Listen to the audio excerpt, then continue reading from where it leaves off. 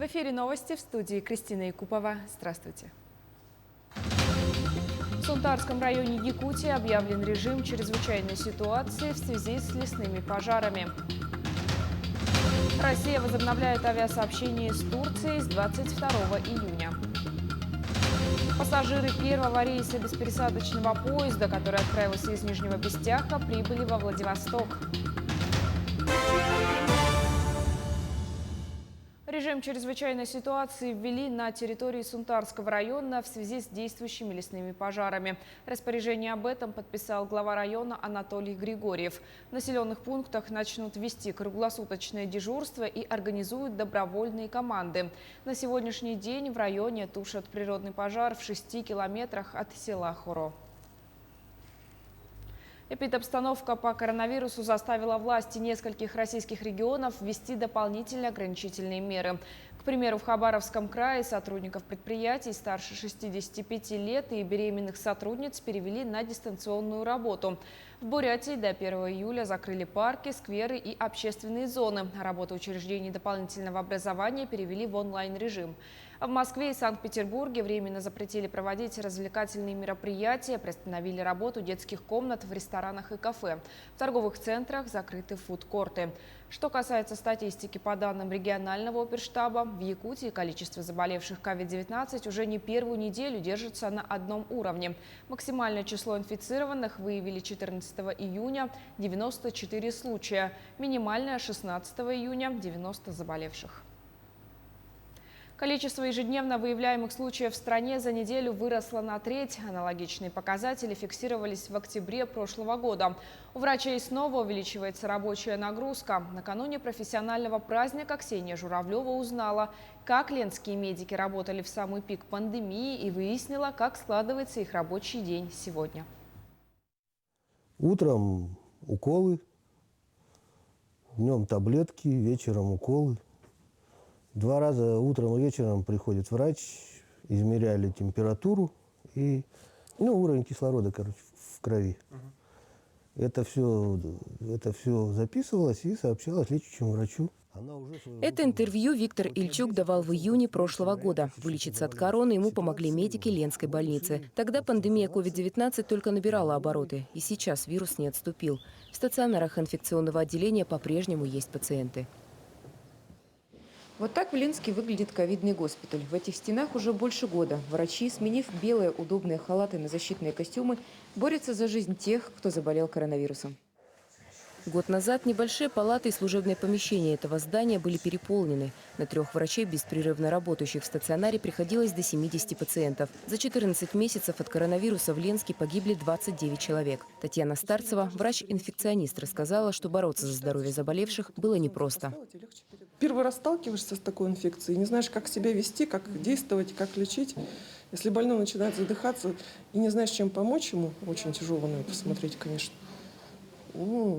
И как бы пневмониями раньше я не занималась, у меня были другие больные с другими инфекционными заболеваниями.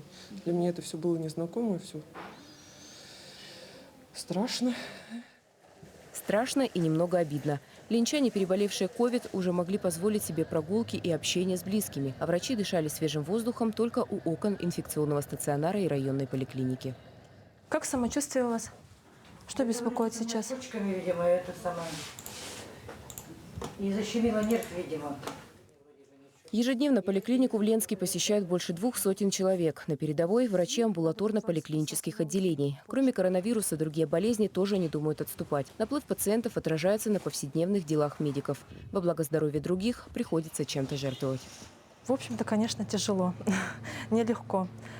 Но сейчас что? У нас и так терапевтов не хватает, врачей не хватает. Не только врачей, но и медсестер.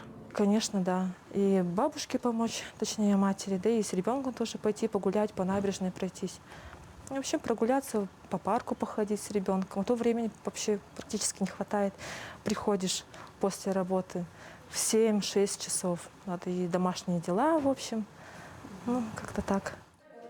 Эпидобстановка снова начинает ухудшаться. В этом году ситуацию облегчает вакцинация. Риск заразиться коронавирусом после прививки хоть и есть, но пока это лучший способ застраховать себя от осложнений и остановить пандемию. Работы у врачей так много, что приходится узнавать информацию по телефону. Прививки стоит делать всем людям, кроме тех, кому они противопоказаны. Противопоказаны прививки детям до 18 лет, беременным женщинам, людям с онкологическими заболеваниями, а также людям, имеющим аллергическую реакцию на компоненты вакцины и людям, имеющим хронические заболевания в стадии декомпенсации. Все врачи настойчиво рекомендуют прививаться, потому что только прививка сейчас может уберечь. Многочасовые смены, синяки от масок и разлука с родными. Такой ценой обходятся врачам непростые рабочие будни в пандемию. Нагрузка повышается, когда горожане игнорируют ограничительные меры. О них стоит помнить всегда. Это поможет не добавлять работы медикам и в без того сложный период. Ксения Журавлева, Олег Соснин, телеканал «Алмазный край». Переболевшие ковидом россияне смогут пройти углубленную диспансеризацию. Соответствующее постановление подписал председатель правительства страны Михаил Мишустин. Документ утвердил порядок ее проведения и перечень медицинских обследований. Теперь пациенты своевременно смогут выявить возможные осложнения. Особенно это важно для тех, кто переболел в тяжелой форме. У многих уже после выздоровления ухудшилось самочувствие, обострились хронические заболевания, отметил Мишустин. Углубленная диспансеризация будет проходить в 2 этапа. Россия возобновляет авиасообщение с Турцией с 22 июня. Об этом заявила вице-премьер Татьяна Голикова по итогам заседания Федерального штаба по борьбе с коронавирусом. Решение принято на основании заключения российской инспекционной группы. 17 июня делегация прибыла в Турцию для оценки безопасности туристических объектов. В результате эксперты отметили контроль над соблюдением масочного режима и доступности средств защиты. Голикова добавила, что сейчас в Турции организована масштабная вакцинация в туристическом секторе. Доля привитых сотрудников отелей составляет от 60 до 90%. Первый рейс беспересадочного поезда из Якутии достиг Владивостока. Состав преодолел более 3000 километров. Общее время в пути составило 2 суток и 13 часов. Туристы отметили комфорт в вагонах, обслуживание и разнообразное меню. Отмечается, что летом во Владивостоке ожидают большой наплыв туристов из Якутии и абитуриентов, поступающих в учебные заведения. Данные анализа турпотоков последних лет показали, что порядка 23% туристов составляют якутяне, что показывает потенциал для дальнейшей работы. С 7 по 11 июня в городе Казань прошли Дни Якутии в Татарстане, приуроченные столетию Якутской ССР, где в числе прочих участников были и резиденты технопарка со всей республики. В состав делегации вошел резидент из Нерингри Сергей Леонтьев, который представил проект среднегабаритной буровой установки на шасси КАМАЗ. Уникальность проекта заключается в том, что относительно аналогов, несмотря на свои небольшие габариты, в новой буровой установке применяются различные способы бурения, увеличен диаметр и глубина бурения, а также повышена износостойкость. Первые прототипы будут сделаны на шасси КАМАЗ, что дает большие преимущества в логистике, транспортировке и маневренности. На разработку этого проекта Сергею понадобилось более 8 лет. Началось это из-за того, что у нас в нашем регионе нету специализированных буровых установок, которые позволяют буриться в данных геологических условиях. Это и повлекло за собой целый ряд инженерных новшеств, которые мы применили в данной буровой установке. Испытания показали, что и скорость, и качество бурения, и выход самой пробы намного превышает, в несколько раз превышает существующие методы бурения. Помимо основной программы, участие в выставке «Саха Innovation», которая проходила в IT-парке города Казани, у представителей Нерингринского технопарка был запланирован ряд рабочих встреч с дирекцией торгово-финансовой компании КАМАЗ, заводом механических трансмиссий и региональным центром прототипирования ТМС Групп, который является партнером инновационного центра Сколково. Именно эти встречи принесли наибольший результат. Сергей Леонтьев подписал протокол дальнейшей реализации своего проекта. Так как он выиграл в фонде Сколково средства на разработку прототипа своей буровой установки, ему было необходимо найти завод, на базе которого он осуществит разработку как раз этого прототипа. То есть и конструкторскую документацию, и непосредственно создание этой буровой установки, ее на шасси КАМАЗ и дальнейшие испытания.